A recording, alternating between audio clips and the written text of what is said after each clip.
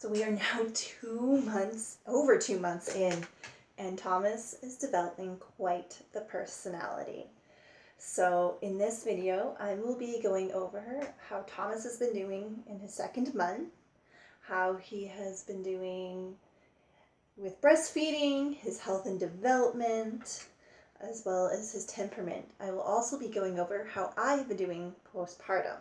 So now this video is a little late, and I'm a little sorry for that. It's been a bit of a hectic 3rd month, but I'll be going into that in my 3-month update. So this video is just going to talk about how he has been from up until he was 2 months. So I'm going to start off with breastfeeding, and he is still exclusively breastfed, which is awesome.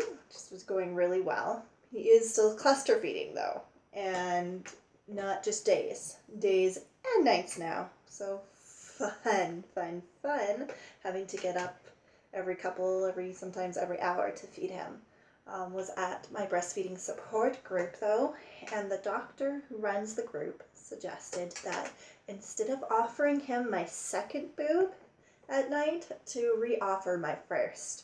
And the reason for this is because basically all of the milk that is stored in the front of your breast is full of sugar, and the milk that is further back has fat instead of sugar. And so baby metabolism, just like anyone else's, can break down and will run through the sugar really fast. But the fat milk takes longer for the metabolism to break down, which means they're most likely to be full longer and to sleep longer. And so this is also why, interesting tidbit fact, the 2nd boob is called the dessert boob. It's because they get all the sugar milk at the front. So I was like, okay, cool. I will give anything a try because I just want to sleep. And so I tried that right away that night. And so I would feed him from the one side. I would go change his diaper, and then I would come back and feed him from the same side again. And it worked. And it has worked beautifully. He sleeps now minimum 2 hours, if not 3 to 4 hours in between feedings now, and is lovely. So good. So the other thing was we were trying to get him bottle trained. And so done all the research and talked to all the people about what is the best way, and everyone agreed that, husbands should do the bottle feeding, moms should do bottle feeding, because baby is more likely to be fussy because baby knows that there is another alternative right there. So my husband Richard was trying to bottle feed him, and it had been going on for a few weeks, and it wasn't being very successful. Thomas would cry and scream. There were about, I think, 2 nights, and they weren't even anywhere close together. They were like at least a week in between them, where he successfully kind of took from the bottle, but most nights it was just this crying, screaming fast. And my husband was just getting so stressed, and he was starting to really feel that his son was hating him, because he would come home, go to feed him, and they would feed and cry and scream, or Thomas would, for about 2 hours. And then we would give up, I would feed him and put him to bed. And so it wasn't any good. My husband was stressed. He was dreading doing it every time, which was making Thomas, stressed out to begin with. And so it was just this spiraling thing. And so we finally sat down and we talked about it. And we put on the table, are we going to want to just stop bottle feeding him? Breastfeeding is working. He likes it. There's nothing wrong with it. But we came to the conclusion that no, we needed to keep trying to bottle feed. We really wanted to work towards the fact that I should be able to have the option to leave for a couple hours and go somewhere and have my own time. But to get there, he needs to be bottle fed. So we switched it up after talking. Okay. Sorry, my cat was stepping over the camera. Wasn't sure she was going to knock it over. But we were switching up, and I was going to take over the breastfeeding, because my husband needs to be able to have a bond with our son and not feel that every time he picks up our son, he's freaking out because he's being bottle fed. So I took over the bottle feeding. So the first day, I knew from my husband's experience that Thomas takes the bottle best when he's like being moved or bounced or swayed. But I knew like the sitting and holding him thing just wasn't working. So I thought I would try something new. I put him in the swing for his nap. And as he was starting to wake up from the nap, I gave him the bottle. And he took it. And he started to suck. And he started to swallow. And then he woke up and realized he was swallowing and he was drinking from a bottle and he started to cry. So I stopped because I don't want it to be a bad experience for him. And I let him sway back and calm back down. And then I tried again. And I kept doing this and it was about 2 hours. And after 2 hours, he drank about 2 ounces. And I was like, you know what? Great first day. Great first day. So the next day, did it again, and I got around 2 ounces again. The following day, though, I was going to my friend's place to hang out for the day with Thomas. And I realized she doesn't have a swing or any of the movement stuff that Thomas likes to have. Yeah. No, Auntie Lauren doesn't. And so I was like, crap, what am I going to do? The swing is how I get him to sleep, and how we've been doing the bottle fed. So I was like, well, do I just scrap the bottle for a day? I was like, no, we gotta figure this out. So I brought my wrap because I know the wrap sometimes calms him down. And so, sure enough, we get there. He's getting fussy. So I put him in the wrap and he napped no problem. And so then later, after his nap, I put him back into the wrap and I gave him the bottle. And he took it until I sat down. And then he screamed. So I got back up and moved around. And he calmed down and took the bottle again. So I just kept walking. And so it turned out, and I just tried it over the 2 hour period, going back and forth. And, it was a 3 hour period. Sitting down, standing back up, moving. And sure enough, anytime I stopped, he wouldn't take it. As long as we were walking and moving, he'd take the bottle. And so he finished the 5 ounce bottle in 3 hours. Took the full 3 hours, but we got done the whole bottle. So that was pretty exciting. So the next day I got home by myself. I decided not to do the swing, but to do him in the wrap again. So I got him in, and within 10 minutes, he had drank 2 ounces. And then an hour later, put him back in and he drank the other 3 ounces. I was like, yes, we can do this. So just to make sure, one more day went by, I just did it again. And he drank and he finished it. No problem. And so I sat down with my husband and we decided that it was time that he could try again.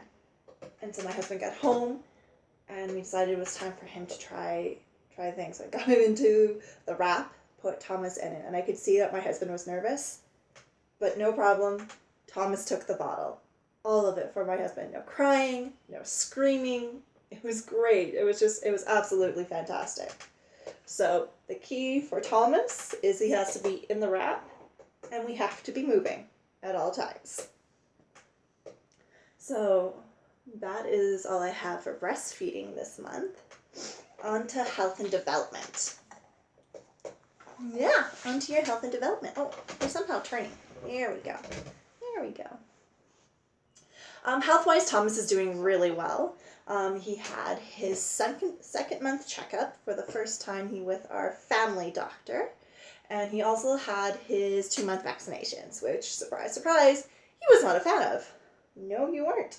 But when we went for his 2-month checkup, he was in the 90th percentile for his height. He was 60.2 centimeters, and the 75th percentile for his weight being 12 pounds, 15 ounces. I've got a big boy, a great big boy. But he's doing fantastic. Doctors are really, really happy with how he is doing. We have started doing a night routine he has started falling asleep around 9 and sleeping right till 1. And he did this for about a week, and I was like, we've got to get this night routine on. So we now start one usually around 8:30, mattering whether or not it's a bath night or not. And I try to read him a story and brush his hair and just get him settled and have a nice quiet feeding right before going to sleep. So that is new. But with it as well, I've been finding that he hasn't been, sorry, I'm seeing my cat in the background. He hasn't been wetting his diapers as much throughout the night. He's starting to go through less diapers. At every feeding, he doesn't need a diaper change. But when he does now, it's a big pee. And so he tends to pee through just like everything. So I've had to like double up his liners in his cloth diapers because of this. So that's kind of neat. And then we're on to his actual development. So he has gone through his second leap at this point, and his world changed at this mental leap, basically. To use the analogy, before this leap, his world around him was like a nice creamy soup. Everything flowed together and was the same. And then after the second leap, his world became a chunky soup. A chunky soup with all different things for him to look at, different veggies and noodles, and so his world became separate. And so through that, he has different developmental areas that he's working on. There is body control, hand control, looking and seeing, and listening and chatting. And so for the first one, body control, it's one of the ones that he's shown a really great interest in and has been really working on his skills in there.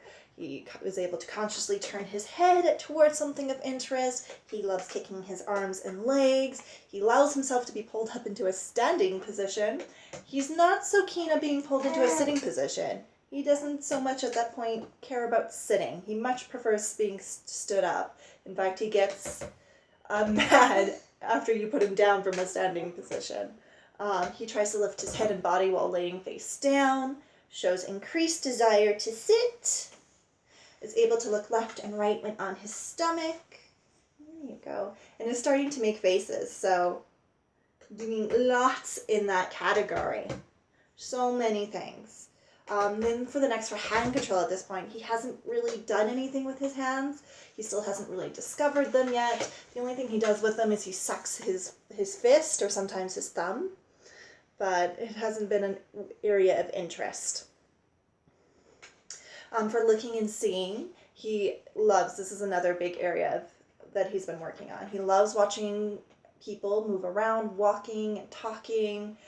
He also discovered the TV, and so I have to be mindful now of how much TV he is watching, or how much TV he's watching, how much TV I'm watching, because I don't want him watching that much TV. It's not good developmentally for him. He's also been awake when we go out for grocery shopping. He'll sleep probably on my walk out there, but when we get there, he wakes up and he's just fascinated by what are on the shelves. He's also loving anything that's high contrast or colorful and art. Like, he loves the artwork that's up in our house. I will literally hold him and we will just look at artwork, and he's fascinated by it. So another area of his development that he's currently really working on. And then there's listening and chatting. And he's starting to get into that. When he's laying down on the ground, he'll sit there and like chatter to himself and make like ah and ooh noises. And he really enjoys like when we do song time and I sing songs to him, and he loves listening to Richard talk. He's just fascinated by Richard. So developmentally, he's really starting to like gain skills in that, which is so exciting. If you want more information, my next video after this, actually on next Wednesday, is my April book review. I know it's a little late, but I taped it and just hadn't got it up. But it will be going over the Wonder Weeks and all the developmental milestones of babies. So check that out. So on to his temperament. He's still a pretty chill baby. Pretty chill. He was only really fussy during each of the leaps. So after the first leap for a few days and after the second leap for a few days. But besides that, he's easygoing, cries if there's a problem, happy otherwise, lets you know when he's frustrated over something. Like I said, he's beginning to get a personality. Like, he loves to stand, loves being able to see things. When he's in the wrap, he has to be able, you can't put his head in the wrap, even though he has no neck support. You have to let his head be out and kind of support it, because he wants to be able to look around and see what's going on. Again, my chair. Oh well. So yeah. So that's a thing. So, but he is an easygoing boy. So that leaves me postpartum. So I have been doing pretty well postpartum. I'm just gonna move this slightly over. There we go. I've been doing pretty well postpartum. I'm no longer like the super high and chipper like I was directly after birth, but I'm not also experiencing like days with baby blues anymore. I feel like I've even kind of out, and like my hormones have evened out, and I'm feeling back to normal. Where I am struggling though is sleep-wise, especially when he was cluster feeding, having to get up every hour or 2 hours. I realized I need a minimum of a 1 3-hour stretch in a night to be able to function the next day. If I don't get that 3-hour stretch, I am sluggish and grouchy and just not doing well. I don't cope as well and need more support from people the next day. But besides that, I've been doing pretty good. I was a little stressed out when we thought that we may not ever get him bottle fed when we were going through trying to get him trained. It was just such a stressful period. It made me feel like I was going to be stuck feeding him. I love feeding my son, and I'm so happy we were able to breastfeed. But the idea of not being able to go anywhere without him or do anything was just starting to get a little stressful. So once we were able to figure that out, that was fantastic and just lifted that stress out. Just having that option of being able to go anywhere for even a short period of time. And then the other thing I have to say I really learned, it was something that came up at my breastfeeding support group. It was the fact of like using the people who are around you to help you out.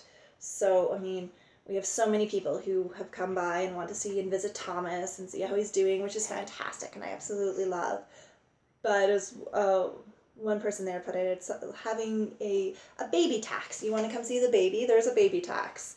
And you have to, if you come over, you're helping out in some way, whether it's you're going to hold my son and play with him for a few minutes while I grab and hop in the shower, or help me like get dinner going or anything. So I've been really being mindful of asking for help when people are over and getting the help to get things done. So yeah, so everything is going very well. So thank you so much for watching this video. Give it a thumbs up if you enjoy it, and in a couple weeks I will be out with the 3-month update, so hit that subscribe button for more videos.